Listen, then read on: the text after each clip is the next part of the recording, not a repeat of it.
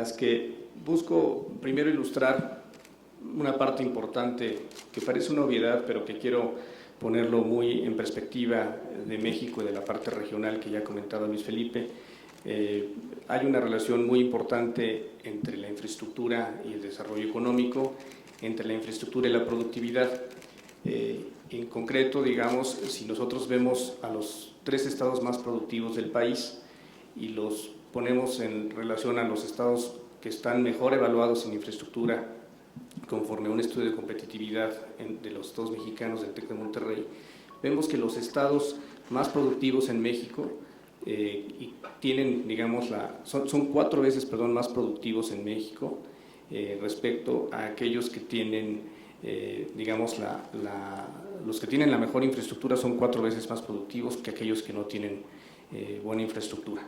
Aquí están puestos los estados, digamos, que son Distrito Federal, Baja California Sur y Nuevo León, los que tienen, digamos, los más productivos desde la perspectiva de la productividad de la fuerza laboral y, digamos, comparados con aquellos que son menos productivos. Y la infraestructura sí es un factor muy importante que determina esta diferencia regional que mencionaba Luis Felipe.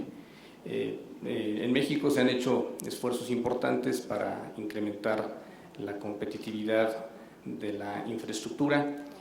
Sin embargo, aún hay retos, digamos, importantes que aún quedan. En México, si bien la variación del índice de competitividad no ha cambiado mucho en los últimos 8 años, el índice de infraestructura se ha venido incrementando, se ha venido mejorando el índice de competitividad. Cuando vemos los subíndices de calidad en infraestructura, en la muestra de 144 países, no hay heterogeneidad, hay mucha heterogeneidad entre los distintos tipos de infraestructuras. Digamos, en transportes en general estamos en un mejor nivel que en otros, como es la parte eléctrica y de telecomunicaciones, y que en gran parte, digamos, justifica la agenda de reformas estructurales de esta administración federal. Otro dato que quiero ilustrar es básicamente cuánto se invierte en infraestructura en México comparado el gasto como porcentaje del producto comparado con otros países. Si bien estamos por arriba del 5%, que es una referencia internacional importante, aún, digamos, por los niveles o necesidades propias de la infraestructura que hay en México, hay una brecha importante que cerrar en esta materia. Por eso es que el gobierno federal tiene un programa nacional de infraestructura que es el más ambicioso de la historia, que comprende 7.7 billones de pesos, 743 proyectos. Más de la mitad de los proyectos considerados en este programa están en el sector energético y se prevé que al menos el 37% de los recursos que se utilicen para este programa sean privados. Cuando revisamos desde la perspectiva regional, el 46% de los proyectos estratégicos se concentran en el sur-sureste, lo cual es consistente en este diagnóstico que muestra claramente que la necesidad de infraestructura en esta zona para incrementar la productividad y el crecimiento económico, y sí se ve la infraestructura como un instrumento que permite disminuir las diferencias regionales. Ahora, un reto importante, por supuesto, está en cómo fondear este programa y dónde entra la banca de desarrollo en este propósito. Hoy creemos que hay dos buenas, el entorno tiene hay dos buenas noticias respecto del entorno como lo vemos hoy. Primero, porque hay recursos tanto de la banca privada como recursos de los inversionistas institucionales para poder invertir en infraestructura, y el segundo tiene que ver con el marco legal que se ha mejorado para incrementar la inversión privada en infraestructura. Al referirnos principalmente al financiamiento bancario, hoy, si vemos la gráfica de la izquierda, el 43% de la infraestructura en México sigue siendo financiada, cuando hablamos de financiamiento bancario, por la banca de desarrollo, principalmente por Banobras. Otros bancos digamos, financian el 57%, y la banca hoy, los bancos que se dedican a infraestructura y el propio Banobras, tienen un índice de capitalización que nos da, digamos, cierto espacio para poder seguir invirtiendo recursos en infraestructura. En el lado de los inversionistas institucionales, también lo que vemos es, hacia abril de este año, que el 5% de los activos totales de los inversionistas institucionales están en infraestructura, cuando podría ser de hasta el 17% conforme a lo que les permite el marco legal y también las propias condiciones del mercado. las AFORES, digamos, los inversionistas institucionales, de manera muy incipiente, están apenas evaluando cómo entrar en infraestructura y principalmente a infraestructura ya madura y no a proyectos nuevos. En el caso del marco legal, como lo mencionaba, hoy en México hay un marco legal mucho más acorde para impulsar la participación privada en infraestructura. En el caso de la banca de desarrollo, de manera muy marcada, se hizo la reforma financiera incluyó varios preceptos que le permiten a los bancos redefinir su mandato, tomar mayores riesgos y prestar en mejores condiciones. Hoy la banca de desarrollo, en el caso concreto de Banobras en los últimos 2 años ha incrementado su saldo de cartera en más de un 45% en términos nominales, un 32% en términos reales, ha prestado más, sin duda, también está prestando más barato, ha disminuido la sobretasa en la que presta Banobras en 36%. Esto es, bajo el nuevo mandato de la banca de desarrollo, tenemos mayor flexibilidad para hacerlo y la reforma financiera pone, digamos, algunos principios que nos han ayudado para eso. También hay una nueva ley de APPs que antes, digamos, se hacían digamos, proyectos bajo principios público-privados. Sin embargo, no había un ordenamiento legal único que ordenara cómo había que hacer el reparto de riesgos y cómo también se daba mayor certidumbre jurídica al sector privado para poder invertir. Hoy, digamos, antes se hacía bajo la ley de adquisiciones, bajo la ley de obra pública. Hoy hay un ordenamiento específico para esto y hay un gran reto en lograr que las dependencias públicas utilicen este nuevo marco legal para poderlo hacer.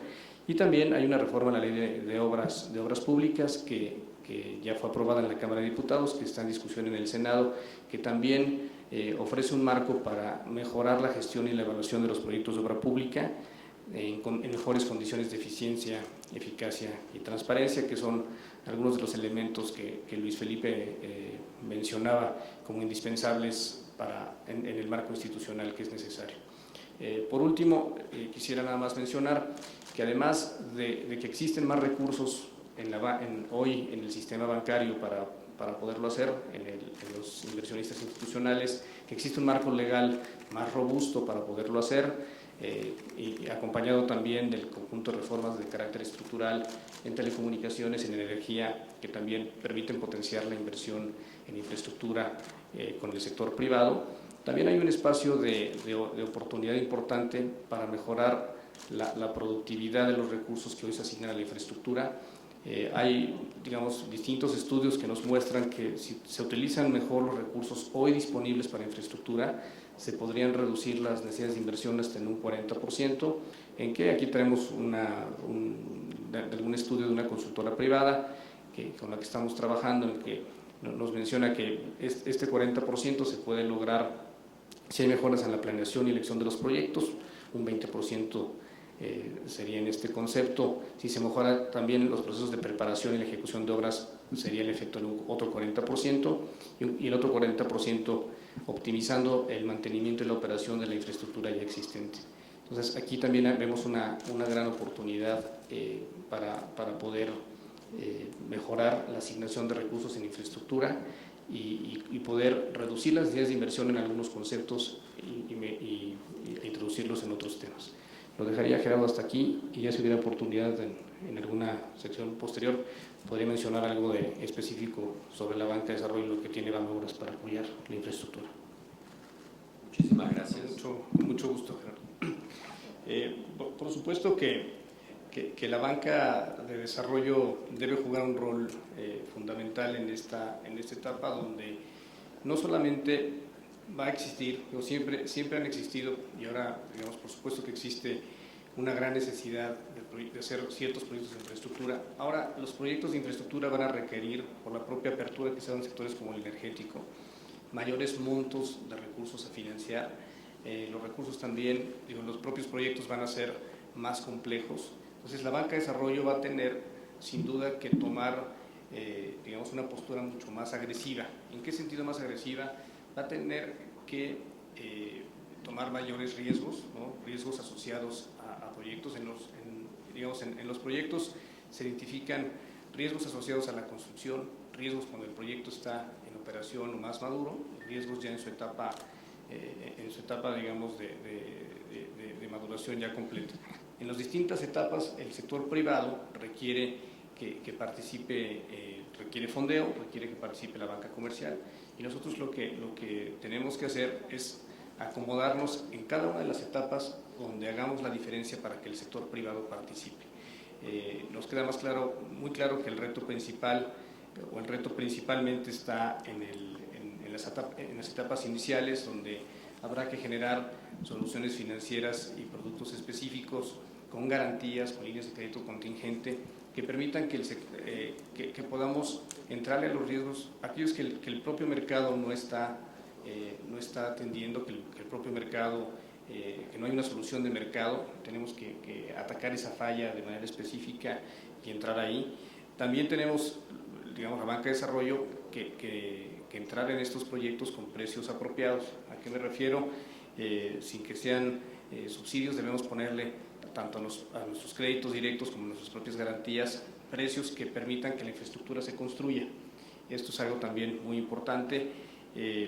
Algo que en el caso particular de la infraestructura también es relevante es el fondeo de largo plazo. Los bancos, por razones estructurales, del match, digamos, de su propio balance, por cuestiones regulatorias, de sus requerimientos de capitalización y de reservas, no pueden ir a plazos muy largos. Ahí es donde también nosotros tenemos que ir a plazos más largos con la banca privada. Los proyectos, digamos, a diferencia de otros sectores, la infraestructura requiere largos plazos muy largos, de 20, 25 años.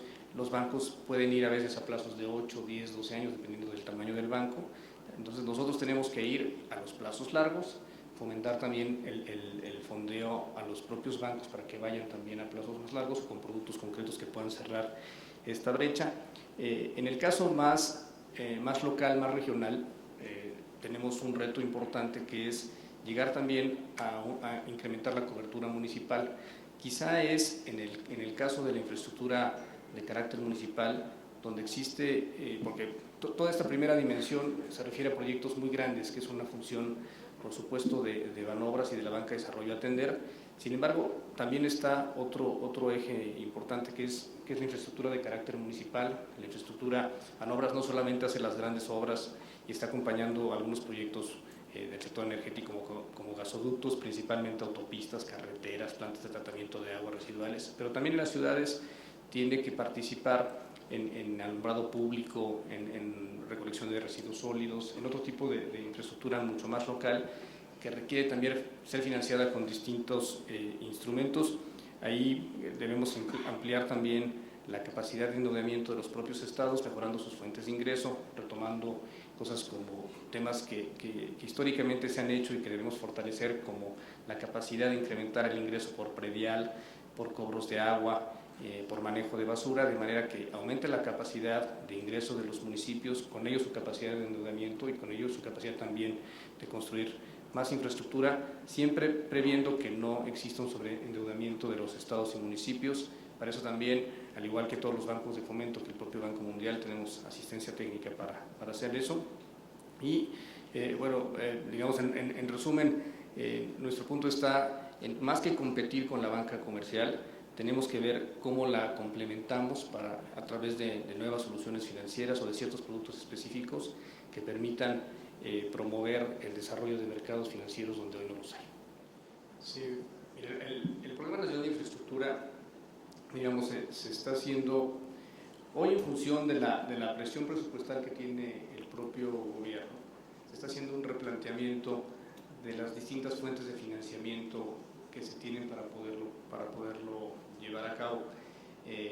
Se había previsto originalmente, decía yo, que el 37% sea con inversión privada, o se está buscando cómo, en función de que el sector público tiene menos recursos, cómo realizar más incorporando al sector privado. En las páginas de transparencia presupuestaria que tiene la Secretaría de Hacienda, ahí viene el seguimiento de los proyectos presupuestales de cada año, y viene también una sección en donde vienen las obras que se están realizando bajo el amparo del Programa Nacional de Infraestructura. Esta es información que es pública, que está en las páginas de la Secretaría de Hacienda en la parte de transparencia presupuestal en específico. Gracias, Abraham. Bueno, estamos casi. Yo creo que digamos que el reto de la infraestructura que tenemos en México tiene como que dos dimensiones que debemos buscar como completar. Primero es cerrar como la brecha que tenemos como país respecto de la inversión en infraestructura a nivel mundial. Tenemos que lograr niveles de infraestructura y montos de infraestructura, digamos, promedio a países de desarrollo como el nuestro. Hay una brecha importante que cerrar. Y la otra brecha que hemos mencionado tiene que ver con el componente regional. Cómo cerramos la brecha regional y cómo utilizamos la infraestructura como un elemento para poder cerrar esa brecha regional. Un buen ejemplo de lo que el gobierno federal pretende hacer en esta materia en concreto es la creación de las zonas económicas especiales. Las zonas económicas especiales es una iniciativa del señor presidente para llevar industrias al sur-sureste del país y para llevar manufactura y para conectar de alguna manera esta zona del país de manera con el resto de México, que ha desarrollado de manera muy exitosa industria manufacturera. El resto del país es un país que digamos, donde se ha desarrollado en el Bajío, en el norte, industrias digamos, con mucho éxito. El reto está en ver cómo logramos llevar este tipo de industrias o la proveeduría de estas industrias a estas zonas, y la infraestructura es un elemento esencial para lograr. La infraestructura es la base que nos permitirá. Emilio dio ejemplos muy concretos de lo que está haciendo Petróleos Mexicanos en esta zona, también la Comisión Federal de Electricidad, la Secretaría de Comunicaciones y Transportes, la CONAGUA. Hay esfuerzos de todas las dependencias para lograr llevar la infraestructura que provoque que las empresas les convenga irse a instalar allá, y el gobierno federal lo que estamos haciendo con este planteamiento, con lo que el señor presidente propondrá próximamente, tiene que ver con una estrategia muy integral para enfocar en esta zona, para efectivamente cerrar esta brecha de carácter regional, y como base fundamental tiene la creación de infraestructura.